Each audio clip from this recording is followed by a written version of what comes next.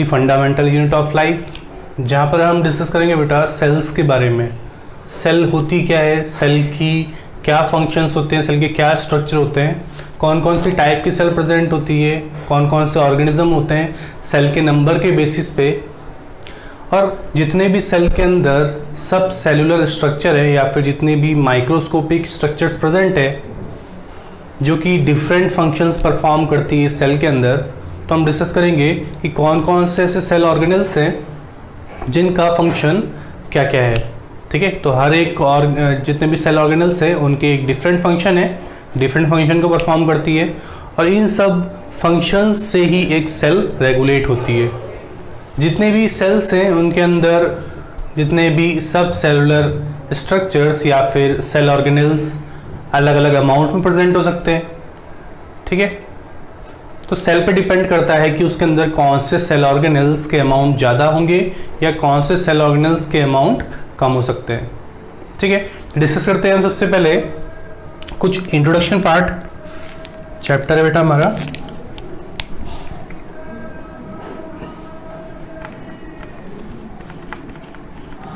The fundamental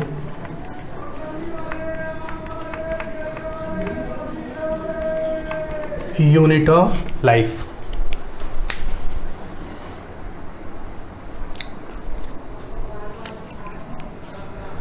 तो introduction part discuss करते हैं हम सबसे पहले। सेल होती क्या है बेटा, तो आपको पता है, आपने पहले भी सेल चैप्टर के बारे में थोड़ा पढ़ा हुआ है।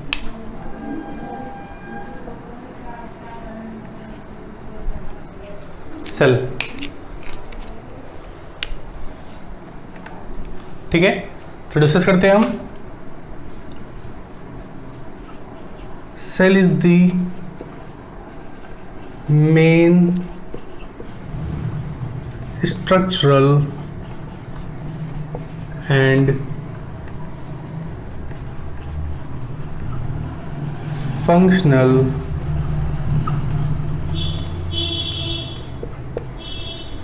Unit of life. किसी भी ऑर्गेनिजम्स की बॉडी की सेल एक मेन स्ट्रक्चरल या फिर फंक्शनल यूनिट होती है। ठीक है, तो हम एक सेल लिनियरिटी डिस्कस कर लेते हैं बेटा। सेल लिनियरिटी क्या होती है, हमने बोला कि cell is the main structural and functional unit of life. तो हम डिस्कस करते हैं कि सेल लिनियरिटी क्या होती है। कई बार सेल लिनियरिटी से भी बहुत बेसिक सा क्वेश्चन बन जाता है। तो बेटा सेल होती हैं, सेल से मिलके बनते हैं, सेल से मिलके फॉर्म होते हैं टिश्यू। ठीक है, सेल होती है बेटा, cell together form a tissue. Tissue बहुत सारे मिलके बहुत सारे टिश्यूज मिलते हैं आपस में और मिलके एक सिस्टम फॉर्म करते हैं जिन्हें बोलते हैं हम टिश्यू सिस्टम। ऐसे ही बहुत सारे टिश्यू सिस्टम आपस में मिलते हैं और एक ऑर्गन बनाते हैं। क्या बनाते हैं? एक ऑर्गन। ठीक है, सेल्स मिलके टिश्यूज फॉर्म करते हैं, टिश्यूज मिलके टिश्यू सिस्टम फॉर्म करते हैं, टिश्यू सिस्टम मिलके ऑर्गन फॉर्म करते हैं और बहुत सारे ऑर्गन मिलके एक ऑर्गन सिस्टम को मेंटेन करते हैं। ऑर्गन मिलके एक ऑर्गन सिस्टम को मेंटेन करते हैं। तो सिस्टम क्या होता है? ठीक है, what do you mean by system? System का मतलब क्या होता है? सिस्टम होता है बहुत सारे कंपोनेंट से मिलके जो बनता है। ठीक है, बहुत सारे कंपोनेंट्स मिलके एक सिस्टम फॉर्म करते हैं। तो सेल है, सेल से मिलके बना है बेटा टिश्यू, टिश्यू से मिलके बना है टिश्यू सिस्टम, टिश्यू सिस्टम से मिलके बने ऑर्गन और ऑर्गन से मिलके बना है ऑर्गन सिस्टम। तो ऐसे हमारी बॉडी के अंदर भी आप देखोगे, जैसे हमारी बॉडी के डिफरेंट पार्ट्स है, जैसे हमारा सपोज हमारा हैंड है बेटा, हमारा लेग पार्ट है, या फिर हमारे इंटरनल बॉडी ऑर्गन्स, जितने भी बॉडी ऑर्गन्स हैं सारे बॉडी ऑर्गन्स के अंदर सेल प्रेजेंट है। सपोज हमारे लीवर की बात करें तो लीवर के अंदर भी सेल्स प्रेजेंट है, हार्ट की बात करें तो हार्ट के अंदर भी सेल प्रेजेंट है, ब्रेन के अंदर भी सेल्स है, हमारी स्किन भी सेल से मिलके बनी है, हमारी बॉडी की पूरी स्ट्रक्चर इन सेल से मिलके फॉर्म हुई है। तो सेल्स है हमारी बॉडी की बेसिक यूनिट। ठीक है, सेल क्या है हमारी बॉडी की basic unit. Cell is basic unit of all living organism. जितने भी ऑर्गेनिज्म है उनकी बॉडी की जो बेसिक यूनिट है वो सेल से मिलकर बना है। जितने भी लिविंग ऑर्गेनिज्म है, जितने भी हमारे अर्थ पे लिविंग ऑर्गेनिज्म है, सारे लिविंग ऑर्गेनिज्म इस सेल से मिलके बने हैं। ठीक है, आगे हम कुछ साइंटिस्ट के नाम भी पढ़ने वाले हैं बेटा। साइंटिस्ट इंपॉर्टेंट है इस चैप्टर के अंदर। जितने मैं साइंटिस्ट के नाम लिखाऊंगा आपको, वो आपको सारे लर्न करने हैं, क्योंकि कई बार वहां से भी सिंपली क्वेश्चन फॉर्म हो जाते हैं, है ना। बहुत सिंपल सिंपल से क्वेश्चन फॉर्म होते हैं। और सेल चैप्टर जो बहुत बेसिक चैप्टर है, हम इस चैप्टर को बहुत ही थोड़ा सा आराम से चलेंगे। बाद में जो चैप्टर है हम उसमें थोड़ा सा स्पीड पकड़ सकते हैं, लेकिन ये जो सेल चैप्टर है ये बेसिक चैप्टर है। आपको ये चैप्टर समझ में आएगा तो बाकी चैप्टर के अंदर जब ये इस सेल का पार्ट आता है तो आपको इजीली वहां पर समझ में आएगा। ठीक है, तो हमने क्या देखा कि सेल क्या होती है बेटा। तो सेल हमारी बॉडी की एक बेसिक यूनिट होती है। हमारे जितने भी बॉडी के ऑर्गन्स हैं, हमारे जितने भी बॉडी के पार्ट्स हैं, वो सब मिलके बने सेल से, है ना। स्ट्रक्चरल और फंक्शनल का मतलब क्या है। Cell is main structural and functional unit of life या फंडामेंटल यूनिट ऑफ लाइफ। इसका मतलब क्या है बेटा स्ट्रक्चरल और फंक्शनल यूनिट का मतलब। तो स्ट्रक्चरल का मतलब है कि सेल से ही मिलके स्ट्रक्चर बनी है। हमारी बॉडी में जितने भी पार्ट्स हैं या हमारी स्ट्रक्चर जितनी भी है वो सब किससे मिलके बनी है, तो सेल से मिलके बनी है। क्लियर। हमारे बॉडी के अंदर फंक्शनल यूनिट भी क्या है, सेल है। मतलब हमारे जितने भी बॉडी के ऑर्गन्स हैं या हमारे बॉडी के ऑर्गन्स के अंदर, कुछ बॉडी के ऑर्गन्स के अंदर डिफरेंट टाइप की सेल्स प्रेजेंट है। अब वो डिफरेंट टाइप की सेल्स अपना एक अलग फंक्शन परफॉर्म कर रही है। तो सेल भी अलग अलग टाइप की होती है बेटा। हर सेल अलग अलग फंक्शन परफॉर्म करती है हमारी बॉडी के अंदर या फिर मल्टी सेलुलर ऑर्गेनिज्म के अंदर। तो फंक्शनल यूनिट भी क्या है, सेल। हमारी बॉडी के अंदर जितने भी फंक्शंस परफॉर्म हो रहे हैं वो भी सेल की हेल्प से हो रहे हैं। आपकी बॉडी के अंदर ब्लड का मूवमेंट हो रहा है, ब्लड का ट्रांसपोर्टेशन हो रहा है ना। ब्लड के अंदर ऑक्सीजन का ट्रांसपोर्टेशन हो रहा है तो वो भी सेल्स की वजह से हो रहा है। आपकी बॉडी इन्फेक्शियस एजेंट से फाइट कर रही है तो वो भी सेल्स की वजह से कर रही है ना। आपकी बोन्स है, बोन्स के अंदर भी सेल प्रेजेंट है। आपकी कार्टिलेज है, कार्टिलेज के अंदर भी सेल प्रेजेंट है। क्लियर। आपकी बॉडी की मसल्स है तो मसल्स के अंदर भी सेल प्रेजेंट है। ठीक है। कनेक्टिव टिश्यूज है, कनेक्टिव टिश्यूज के अंदर भी सेल्स प्रेजेंट है। अलग अलग टाइप की सेल्स होती हैं। तो बेटा हम एक सेल लिनियरिटी को डिस्कस कर रहे हैं यहाँ पर कि सेल लिनियरिटी का मतलब क्या होता है। ठीक है, सेल से मिलके बनते हैं टिश्यूज, टिश्यूज से मिलके बनता है टिश्यू सिस्टम, टिश्यू सिस्टम से मिलके बनता है ऑर्गन, ऑर्गन से मिलके बनता है एक ऑर्गन सिस्टम। और बेटा ऑर्गन सिस्टम से मिलके क्या फॉर्म होता है, एक ऑर्गेनिज्म। क्या फॉर्म होता है, एक ऑर्गेनिज्म। मीन्स हमारी बॉडी की जो स्ट्रक्चर है उसको बनाने का काम सेल करती है। नोट डाउन कीजिए इसको।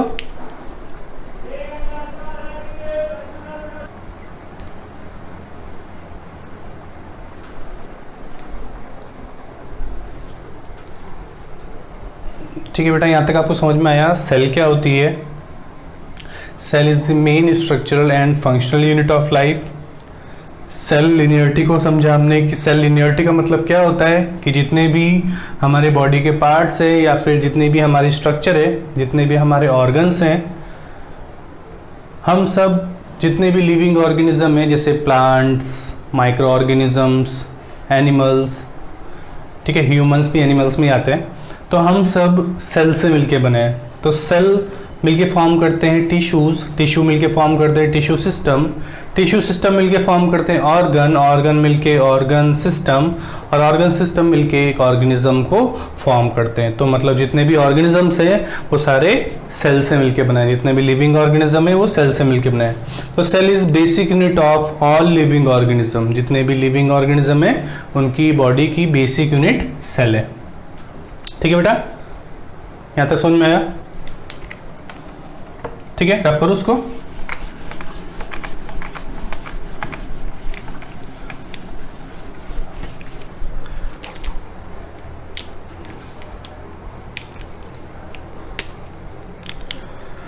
ठीक है, नेक्स्ट पॉइंट लिखते हैं बेटा हम, देयर आर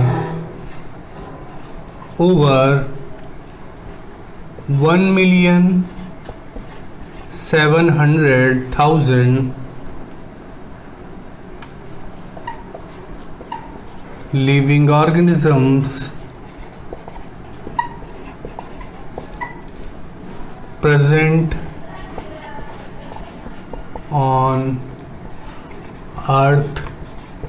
इतने सारे लिविंग ऑर्गेनिज्म प्रेजेंट है हमारी अर्थ पे। They are over 1,700,000 living organisms present on the earth.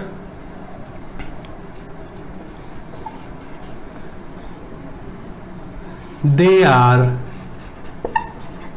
distinct in the form of development, structure, ठीक है, एंड हेरिडिटी। ठीक है, जितने भी लिविंग ऑर्गेनिज्म प्रेजेंट है हमारी अर्थ पे वो सब अलग है। इतने तरह के लिविंग ऑर्गेनिज्म हमारी अर्थ प्रेजेंट है और ये सारे लिविंग ऑर्गेनिज्म एक दूसरे से अलग है। ठीक है, अलग अलग लिविंग ऑर्गेनिज्म एक दूसरे से अलग है। अलग किस वे में, किस फॉर्म में अलग है? तो हमारी बॉडी की मॉर्फोलॉजी, ठीक है, बनावट अलग अलग है बेटा, स्ट्रक्चर अलग अलग है, सेल्स के नंबर अलग अलग है। अब एक ट्री के अंदर और एक जो छोटा सा मोनोकोट प्लांट है बेटा, उसके अंदर दोनों में सेल्स के नंबर क्या होंगे? बिल्कुल अलग। ठीक है, अलग अलग इंसेक्ट है, अलग अलग इंसेक्ट के अंदर नंबर सेल्स क्या होंगे? अलग। क्लियर? तो डिस्टिंक्ट किस फॉर्म में, अलग किस फॉर्म में? तो डेवलपमेंट की फॉर्म में, स्ट्रक्चर और हेरिडिटी की फॉर्म में। मेरा जेनेटिक मटेरियल अलग है, किसी और इंडिविजुअल का जेनेटिक मटेरियल अलग हो सकता है। एक इंसेक्ट का जेनेटिक मटेरियल अलग हो सकता है और दूसरे इंसेक्ट का जेनेटिक मटेरियल अलग हो सकता है। तो बेटा हम सब एक दूसरे से अलग हैं। अलग किस फॉर्म में? तो डेवलपमेंट, हमारा डेवलपमेंट अलग होता है ह्यूमंस का, और एक इंसेक्ट का डेवलपमेंट अलग तरीके से होता है। ठीक है, एक एग्जाम्पल है। स्ट्रक्चर, ऐसे ही मेरा स्ट्रक्चर अलग है, किसी और ऑर्गेनिजम्स का स्ट्रक्चर अलग है। हेरिडिटी भी हम दोनों की अलग है ना। मेरा जेनेटिक मटेरियल अलग प्रेजेंट है, दूसरे किसी ऑर्गेनिज्म का अलग जेनेटिक मटेरियल हो सकता है। तो इतने सारे लिविंग ऑर्गेनिज्म में हम सब में एक दूसरे से चेंज क्या है? तो चेंज ये सब है। नोट डाउन कीजिए।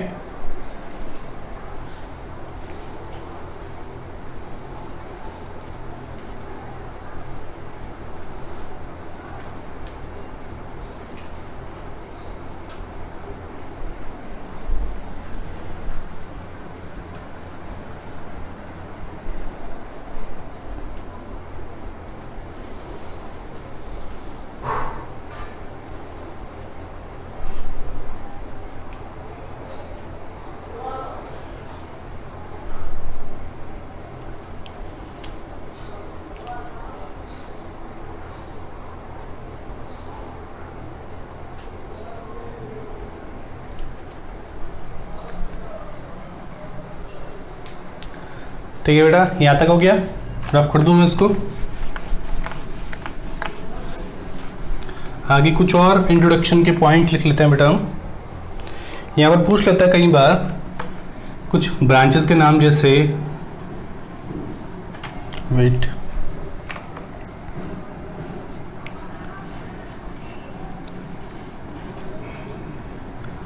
जैसे पूछ लेता है साइटोलॉजी का मतलब क्या है बेटा। ठीक है, तो साइटोलॉजी एक बायोलॉजी की ब्रांच है। और किसकी स्टडी? लॉजी का मतलब क्या होता है बेटा? जहां पर भी आपको जिस टर्मिनोलॉजी में लॉजी वर्ड लिखा हुआ दिखे तो उसका मतलब होता है स्टडी ऑफ। ठीक है, तो study of cell and study of cell structure and cell organelles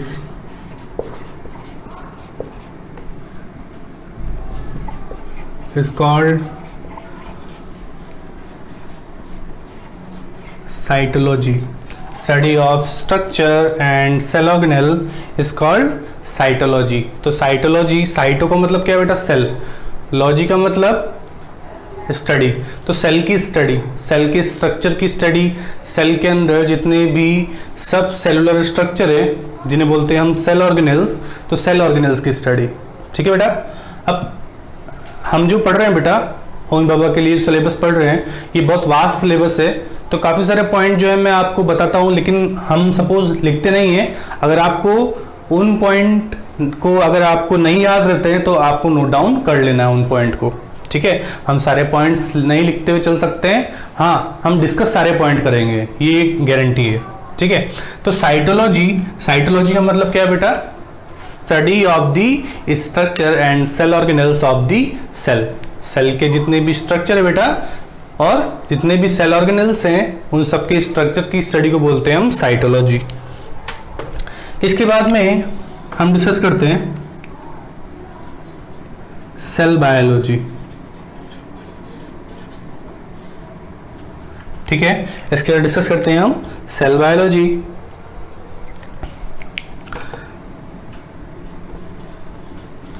तो branch of biology that deals with the physiology, ठीक है, cell biology is the branch of biology that deals with the physiology, structure या फिर morphology, morphology लिख देता हूँ यहाँ पे ज़्यादा सही लगेगा। ठीक है, फिजियोलॉजी है ना, इसके बाद में बायोकेमिस्ट्री,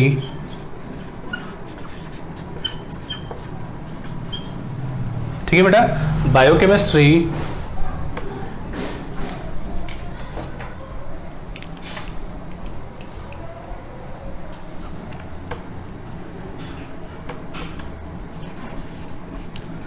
ऑफ द सेल। ठीक है, तो branch of biology that deals with the physiology biochemistry of the cell. यहाँ पर सेल के जितने भी स्ट्रक्चर है उसको भी डिस्कस करते हैं और साथ ही साथ में उनमें कौन कौन से टाइप के केमिकल्स प्रेजेंट है उनको भी डिस्कस करते हैं। तो इसे बोलते हैं हम सेल बायोलॉजी। तो दोनों में क्या डिफरेंस है? यहाँ पर हमने देखा कि बस स्ट्रक्चर की स्टडी हो रही है, स्ट्रक्चर, यहाँ पर मॉर्फोलॉजी की भी स्टडी हो रही है और साथ ही साथ में कौन कौन से केमिकल है उसकी भी स्टडी की जा रही है। तो ये कुछ क्वेश्चन पूछ लेता है बेटा। ये सेल बायोलॉजी जो है ये बहुत ही एक बड़ी ब्रांच है, बहुत ही ब्रॉड टर्म है और इसके अंदर काफ़ी सारी छोटी छोटी ब्रांचेज है। जैसे बायोकेमिस्ट्री भी एक ब्रांच है। ठीक है, तो बायोकेमिस्ट्री भी सेल बायोलॉजी के अंदर ही आती है, साइटोलॉजी भी सेल बायोलॉजी के अंदर आती है, इवोल्यूशन में जो हम पढ़ते हैं बायोलॉजी वो भी सेल बायोलॉजी के अंदर आती है। तो जितने भी आप सेल से रिलेटेड जितनी भी चीज़ों को डिस्कस कर रहे हैं, सेल के बारे में, सेल की स्ट्रक्चर कैसी है, सेल के अंदर कौन कौन से सेल ऑर्गेनल्स है उनके बारे में अगर डिस्कस कर रहे हैं, उनमें कौन कौन से केमिकल्स हैं, उनका इवोल्यूशन कैसे हुआ है, कैसे प्रोकैरियोट और यूकैरियोट ऑर्गेनिज्म फॉर्म हुए, तो ये सब डिस्कस करते हैं हम सेल बायोलॉजी के अंदर। तो अलग अलग इसको इजी वे में पढ़ने के लिए काफ़ी सारी और ब्रांचेस इसके अंदर बनाई गई हैं। ठीक है, जैसे साइटोलॉजी भी इस सेल बायोलॉजी का ही पार्ट है। तो branch of biology that deals with the physiology, biochemistry and the evolution of the cell is called cell biology. Note down कीजिए बेटा।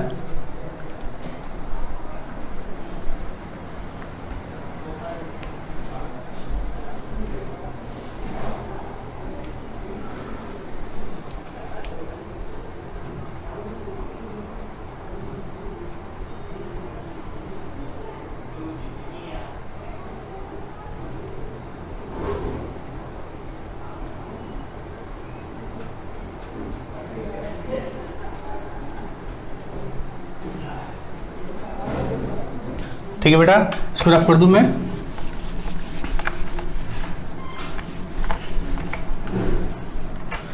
इसके बाद डिस्कस करते हैं हम डिस्कवरी। ठीक है, सेल डिस्कवरी, बस अभी हम सेल डिस्कवरी की बात करते हैं। Cell discovery. तो सेल को फर्स्ट देखने वाले या ऑब्जर्व करने वाले और डिस्कवर करने वाले साइंटिस्ट थे बेटा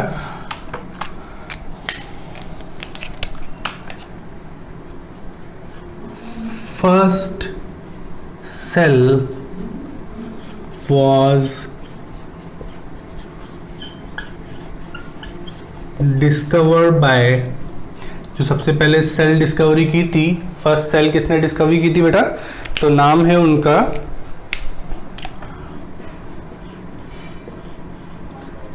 रॉबर्ट हुक। ठीक है, फर्स्ट सेल को डिस्कवर करने वाले साइंटिस्ट का नाम क्या है, तो फर्स्ट सेल को डिस्कवर करने वाले साइंटिस्ट का नाम है रॉबर्ट हुक। लेकिन एक्चुअली में इन्होंने जो सेल लिखी थी, इन्होंने क्या किया बेटा कि प्लांट के जो प्लांट था उसके बार्क वाले पोर्शन को सेपरेट किया और बार्क की सेल्स को बोलते हैं बेटा हम कॉर्क सेल। ठीक है, ट्री का जो आप ब्राउन पार्ट देखते हैं उसे बोलते हैं हम बार्क, और उस बार्क की सेल्स को बोलते हैं हम कॉर्क सेल। क्या बोलते हैं, जो बार्क होता है बेटा ट्री का, इस बार्क की सेल्स को, ठीक है, इस बार्क की सेल को बोलते हैं हम कॉर्क सेल। ठीक है, अब ये जो कॉर्क सेल होती है बेटा, है ना, बार्क का पार्ट होता है, तो जैसे ही इसमें सेकेंडरी ग्रोथ होती है, प्राइमरी ग्रोथ के टाइम पे ये हमेशा लिविंग होता है, लेकिन जैसे इसमें सेकेंडरी ग्रोथ होती है तो ये कॉर्क सेल कैसी हो जाती है बेटा, डेड।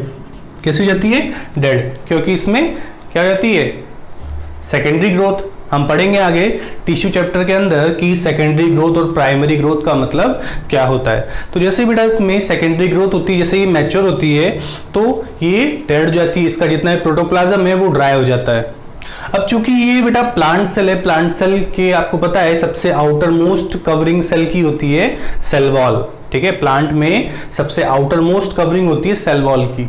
अभी हम डिस्कस करेंगे एनिमल सेल और प्लांट सेल में क्या डिफरेंस है, तब आपको समझ में आएगा कि प्लांट सेल में सेल वॉल प्रेजेंट होती है और एल्गीज में भी सेल वॉल प्रेजेंट होती है और सबसे आउटर मोस्ट लेयर होती है।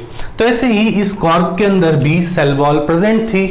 ठीक है, अब जब इन्होंने देखा, इस कॉर्क सेल को ऑब्जर्व किया, जब इन्होंने इस कॉर्क सेल को ऑब्जर्व किया बेटा, तो यहां पे दिखा कि इस तरीके से छोटे छोटे से कंपार्टमेंट प्रेजेंट है, इस तरीके से छोटे छोटे कंपार्टमेंट प्रेजेंट है। ठीक है, ये कुछ मैंने बनाया इस तरीके से छोटे छोटे कंपार्टमेंट प्रेजेंट थे।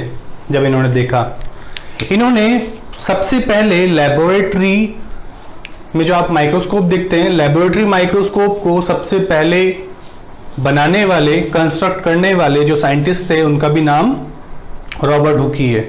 ठीक है, तो रॉबर्ट हुक ने एक माइक्रोस्कोप बनाया था बेटा, और उस माइक्रोस्कोप से इन्होंने बार्क, जो बेटा प्लांट का जो बार्क पोर्शन होता है ब्राउन वाला, उसको सेपरेट किया, और सेपरेट करने के बाद में उसका कुछ छोटा सा बहुत ही मिनी सेक्शन लिया।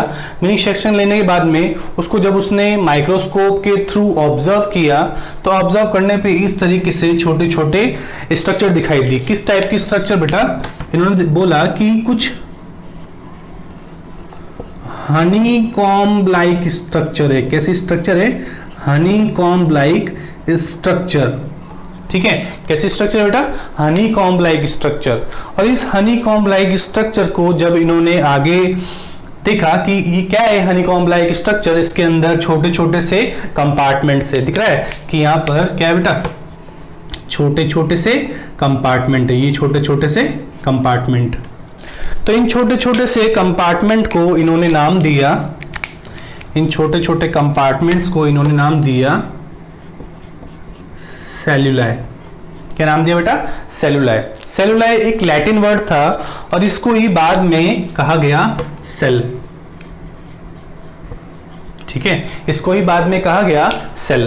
तो इंग्लिश में ट्रांसलेशन इसका क्या है, इंग्लिश में इसको समझा गया सेल्यूलाई का मतलब क्या है, तो क्या है मतलब इसका, सेल। तो मतलब आप समझ सकते हैं कि सेल वर्ड भी इसी रॉबर्ट हुक ने दिया। अब बाद में जब पता चला धीरे धीरे कि बेटा ये जो देखा इसने रॉबर्ट हुक ने, ये सेल नहीं थी, एक्चुअली में ये क्या था, ये सेल के ऊपर की कवरिंग थी। ये क्या था, सेल के ऊपर की कवरिंग थी। इस तरीके से सेल के ऊपर की कवरिंग थी, सेल वॉल थी। क्या थी बेटा, सेल वॉल। आगे डिस्कस करेंगे हम सेल वॉल क्या होता है। तो इस तरीके से ये एक कवरिंग थी जो सेल को कवर करने का काम कर रही थी।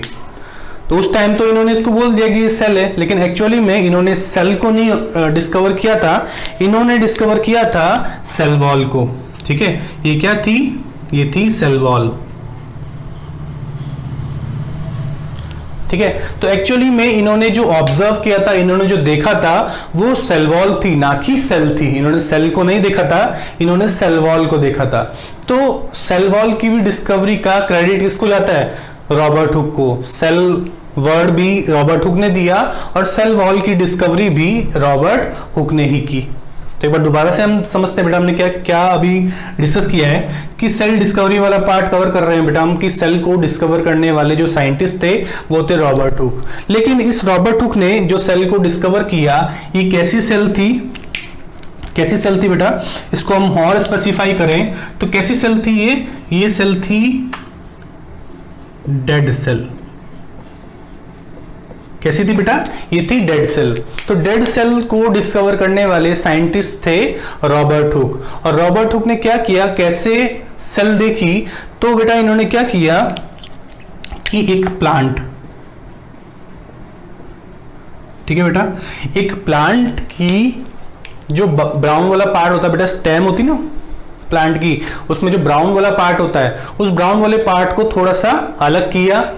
ठीक है, अलग करने के बाद में उसका छोटा सा मिनी सेक्शन लिया। मिनी सेक्शन लेने के बाद में अब इस बार्क वाला जो पार्ट है, ब्राउन पार्ट, इसकी सेल्स को बोलते हैं बेटा हम कॉर्क सेल। तो इन्होंने कॉर्क सेल को ऑब्जर्व किया था।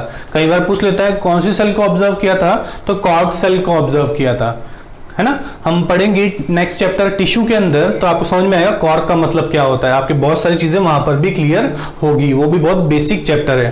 तो कॉर्क को ऑब्जर्व किया था, ऑब्जर्व करने पे इस तरीके की स्ट्रक्चर दिखाई दी। उसने देखा कि कैसी स्ट्रक्चर है ये, बिल्कुल जैसे बी हाइव होती है ना, मधुमक्खी का छत्ता जैसा होता है, उसकी तरह यहाँ पर स्ट्रक्चर दिखाई दे रही है। तो कैसा स्ट्रक्चर है, हनी कॉम्ब लाइक स्ट्रक्चर। इन्होंने देखते ही बोला कि जो सेल है, सेल्स का स्ट्रक्चर कैसा है, हनी कॉम्ब लाइक स्ट्रक्चर है, बहुत सारे छोटे छोटे से कंपार्टमेंट्स हैं। अभी छोटे छोटे से जो कंपार्टमेंट है, इसको नाम दिया इसने रॉबर्ट हुक ने सेलुलाई। अब सेलुलाई एक लैटिन टर्म थी, पहले की जो जितने भी वर्ड टर्मिनोलॉजी बनती थी सारी, वो कैसे बनती थी बेटा, लैटिन में। ठीक है, पहले इंग्लिश लैंग्वेज नहीं थी, बाद में उसको इंग्लिश में कन्वर्ट किया गया, तो उसका पता चला कि सेलुलाई का मतलब क्या है, सेल। ठीक है, इसके बाद में एक्चुअली में हुआ क्या था कि रॉबर्ट हुक ने देखा था कॉर्क सेल को। और कॉर्क सेल क्या है बेटा, हमेशा डेड सेल्स होती हैं। ठीक है, जब भी इनमें सेकेंडरी ग्रोथ होती है कॉर्क सेल में, तो ये कॉर्क सेल हमेशा डेड होती है। तो देखा इन्होंने कि ये जो कंपार्टमेंट्स हैं, एक्चुअली में इनको कवर करने वाली स्ट्रक्चर को बोलते हैं सेल वॉल। तो इन्होंने सेल को नहीं ऑब्जर्व किया था, इन्होंने सेल वॉल को ऑब्जर्व किया था। ठीक है, एक्चुअली में इन्होंने सेल वॉल को ऑब्जर्व किया था।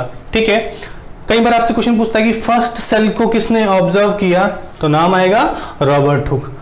क्वेश्चन आ गया आपसे फर्स्ट डेड सेल को किसने ऑब्जर्व किया, तो नाम आएगा रॉबर्ट हुक। ठीक है, और हम देखेंगे इसके बाद में एक और साइंटिस्ट एवी लीवेनहॉक। तो बेटा एवी लीवेनहॉक इसके बाद में आया था, इसके बाद में सेल को ऑब्जर्व करने का क्रेडिट जो है वो जाता है एवी लीवेनहॉक को। डिस्कस करते हैं हम, इसको रब कर दो बेटा, नहीं लिखा तो डाउट कीजिए फटाफट।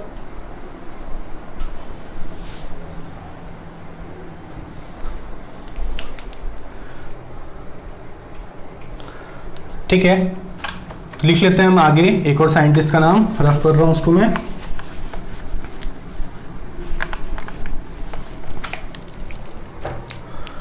तो first living cell was discovered by Antony von Leeuwenhoek।